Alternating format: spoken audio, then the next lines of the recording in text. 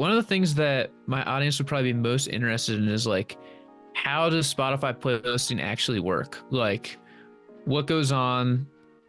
Yeah, how do you run a Spotify playlisting campaign? Like, what are the behind the scenes details for a playlisting company when an artist comes in and says like, I want some playlist placements? That is a very good question, John.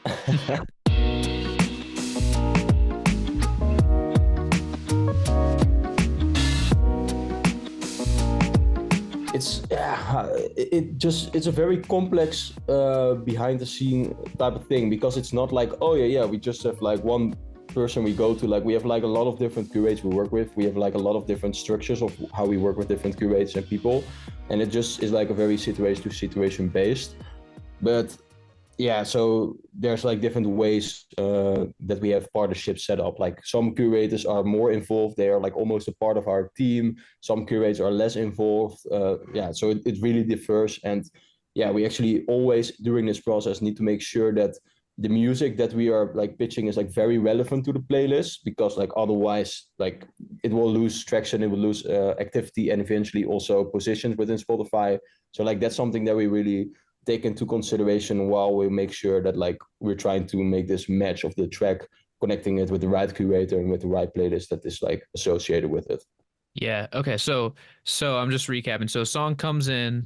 I imagine it goes into your guys' system, and then your team gets on it. And then do you pitch the curators right away? Do you like make a list of the curators first?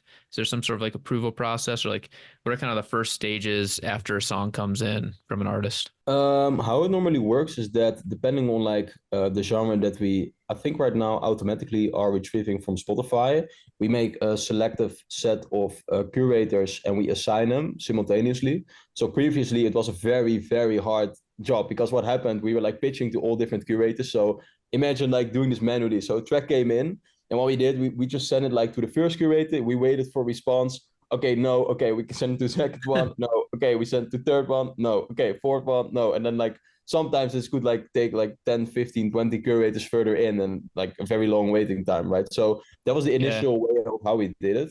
So we made a lot of like improvements and changes like for the better. So right now we have a way better way to approach it. So based upon the genre that we get from Spotify, we assign like a set of curators, and those curators are actually almost automated, being served with the track, and then they can like accept it or reject it to work on it or not. And like that's a little bit of how we do it now. And then if you see that people reject it, then we just assign new curators along the line. I was trying to find out, do you promise a certain number of streams or just a certain amount of placements with a certain amount of followers? I think that's how you guys do it, right? Well, firstly, we were really focused on trying to get like as much reach, because what we noticed is that and like people really wanted to have like some sort of like an audience, some sort of an idea of like reaching a lot of people. So firstly, the packages that we offered were mostly like tailored towards reaching a specific number of followers.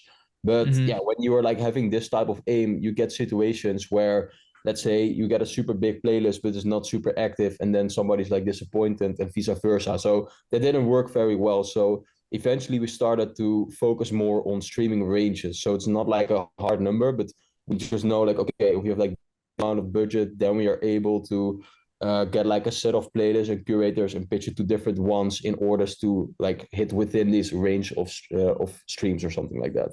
So that's like Okay. like what we're working with right now. Okay, cool. So you're saying a number of a range of streams, and you don't on your website it's like we don't promise like an exact amount of streams, but like basically in this range we feel pretty confident we can hit. Yes, exactly. Yeah, and then we have like Cool. also like built our own analytical tools to track like how many streams some playlists are doing, and so we can keep a very close eye on like how playlists are performing, and based upon that, we are also able to make certain estimations.